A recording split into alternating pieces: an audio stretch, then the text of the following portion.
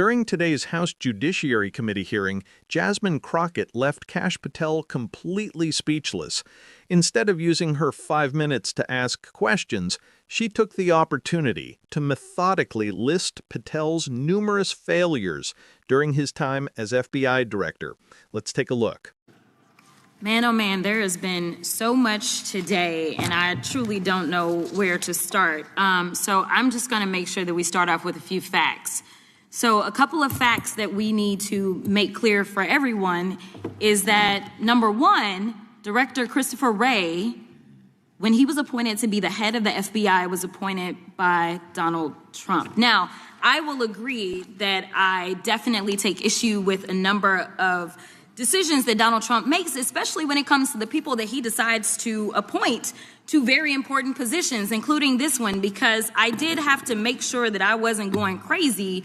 But when I say that you are the least qualified FBI director in the history of the FBI, that is real, because you are the only one that never even served with the FBI prior to joining. Yet we are supposed to believe that That's you are false. the greatest thing since sliced bread. I didn't ask you a question. Now, what I want to go through is to talk about why you are a failure and why, honestly, we just need to tell you bye-bye. I know that you got a little upset and you put on your show for your boss because it seems like you're trying to save your job when it came to talking to Senator Booker yesterday. But let's go through some of your failures. So before you were even confirmed, and I think one of my colleague from Georgia, pointed out that you were already targeting career officials so that you could direct illegal firings. Mind you, these cases that you were so upset about, which are the ones tied to Trump, the cases came through his handpicked FBI director. And frankly, when people sit around and say things like, oh, you know, we're happy because now we feel safe. I don't know who feels safe in this country except for the white supremacists, because I specifically as a black woman definitely don't feel safe. And frankly, my colleagues have been real nice to you today, and I applaud them, but I don't have the same demeanor because I know that multiple colleagues on this side of the aisle have faced death threats.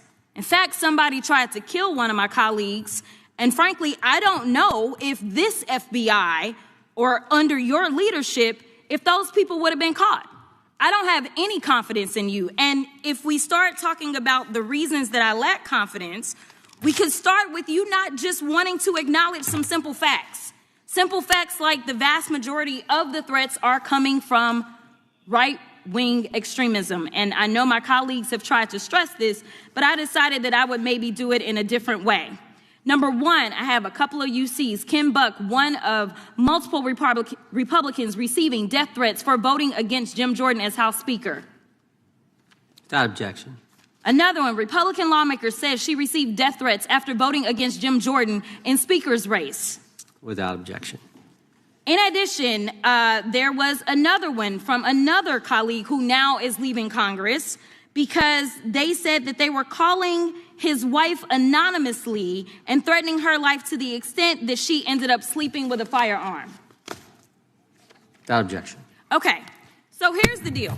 How are we supposed to have confidence when you're sitting up here telling the Senate yesterday that it will take you 14 years before you can get the FBI fully staffed to do their jobs? You're also now redirecting resources so that they can go and play ICE agents on the streets. You're getting rid of your most qualified people. And even when it came down to somebody that you consider to be a friend, you were posted up having some fancy dinner to the extent that you posted not only once erroneously, you posted twice erroneously as it relates to catching somebody. And then you want to go and say, let me take a victory lap. Because honestly, if it wasn't for parents deciding that they were going to turn in their child, it seems like y'all wouldn't have got there, even though he literally confessed online. So I'm confused about what it is that the FBI is doing except for trying to put on a show for the apprentice or whatever you want to call him.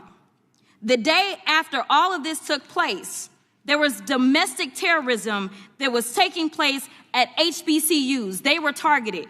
Yet I didn't hear anything from the FBI about what was going on. And again, black people kept saying, how did we end up in this? Because the numbers are so very clear that white supremacy is a problem.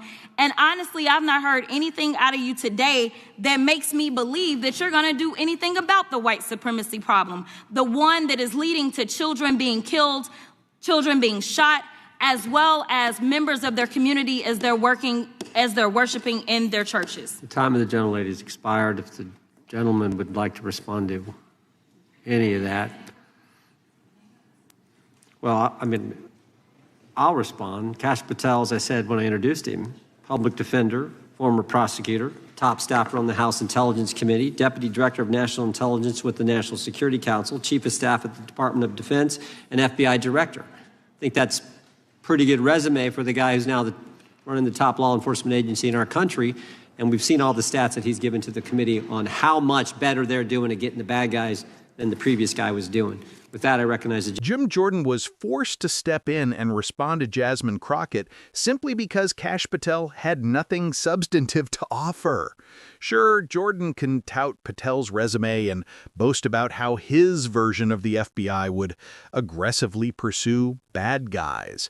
But the harsh reality, and the core point Crockett was driving home, is that they're only targeting the bad guys according to their own biased definition. They're not investigating the threats that the left and Democrats see as genuine dangers. For instance, they ignore the intimidation directed at HBCUs following the incident involving Charlie Kirk, where Republicans and right-wing voices endlessly blamed the left for his murder, only for it to emerge that the perpetrator was actually someone from their own side who simply disagreed with Kirk. These hoaxes are detached from reality. Crockett's statement about not feeling safe resonates with so many Americans today, and it's not because of misinformation. Under the Biden administration, Republicans have peddled outright lies, claiming the FBI is weaponizing against innocent parents at school boards. They conveniently omit the full context. Many of those parents were issuing death threats against other families. Of course they leave that out. Their narrative is designed to paint the Biden administration as the one abusing the FBI, when in truth, that's exactly what they plan to do themselves. And when confronted, they have no real comeback. Jordan's entire rebuttal boils down to vague platitudes. Oh, well, he's the FBI director, and look at these stats showing their success. Yeah, success in going after the bad guys you deem worthy of pursuit.